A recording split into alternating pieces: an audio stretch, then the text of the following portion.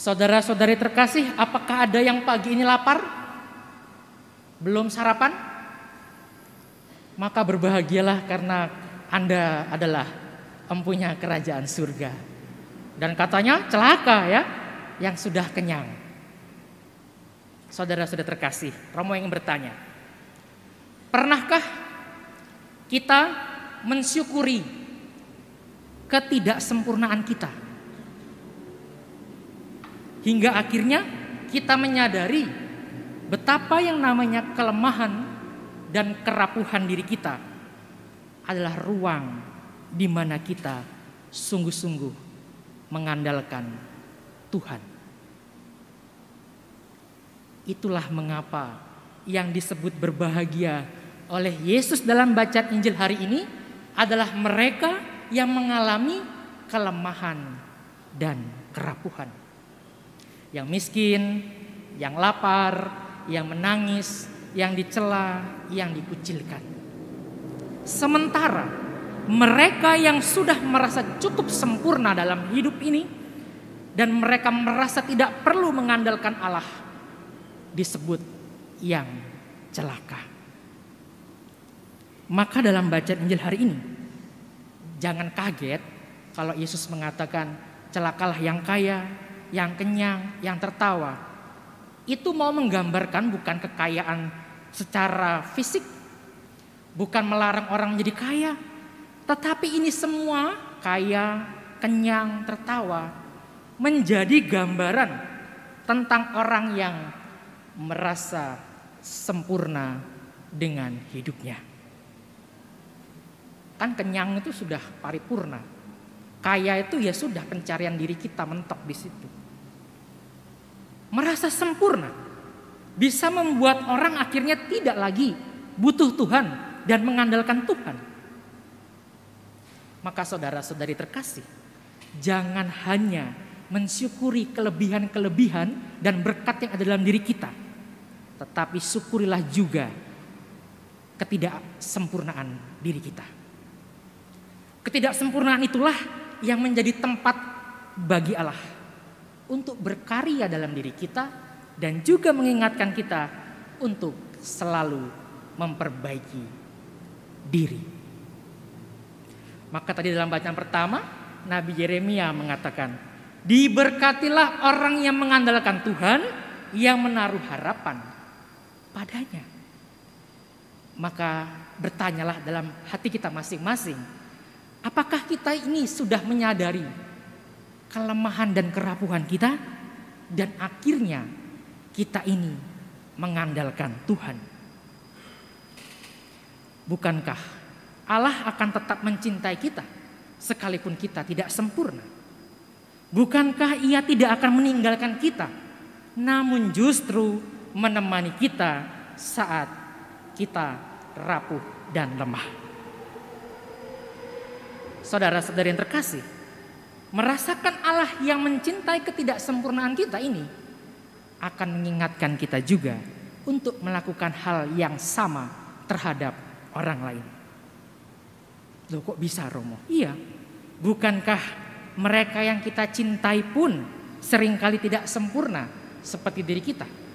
Entah pasangan hidup kita, entah saudara kita, entah teman dekat kita. Mungkin mereka punya yang namanya masa lalu. Mungkin mereka punya namanya luka batin, punya kesalahan, punya sifat buruk, punya penampilan yang mungkin tidak menarik. Tetapi pertanyaannya, maukah kita mencintai mereka itu semua? Entah pasangan hidup kita, teman, saudara itu, sebagaimana Allah mencintai kita. Itu kan ada kisah, ada seorang pemuda ingin mencari gadis sempurna untuk dinikahinya. Maka ia bertemu dengan seorang gadis yang cantik, tetapi gadis itu ternyata tidak bisa masak. Maka di hadapan bagi pemuda itu, gadis itu tidak sempurna. Maka dia mencari dan akhirnya bertemu dengan seorang gadis yang lebih cantik lagi. Dan kali ini masakannya luar biasa lezat.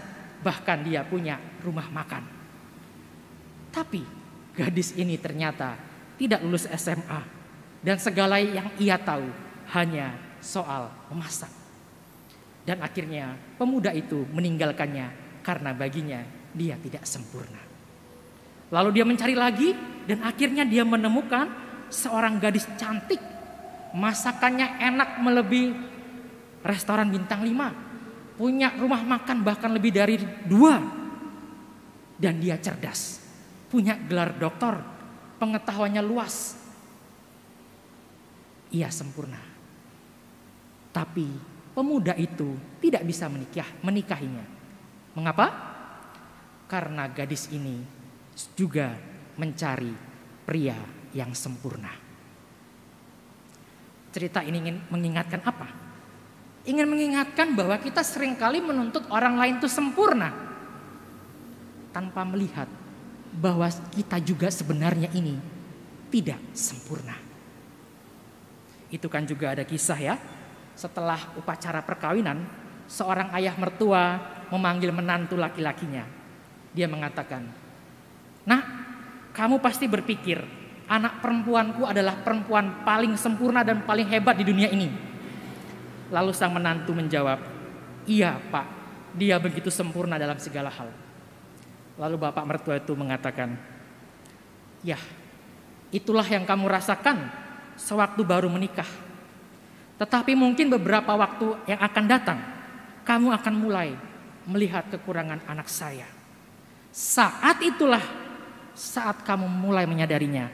Ingat, jika anak perempuanku itu tidak punya kekurangan-kekurangan itu, dia mungkin sudah menikah dengan orang lain yang jauh lebih baik daripada dirimu."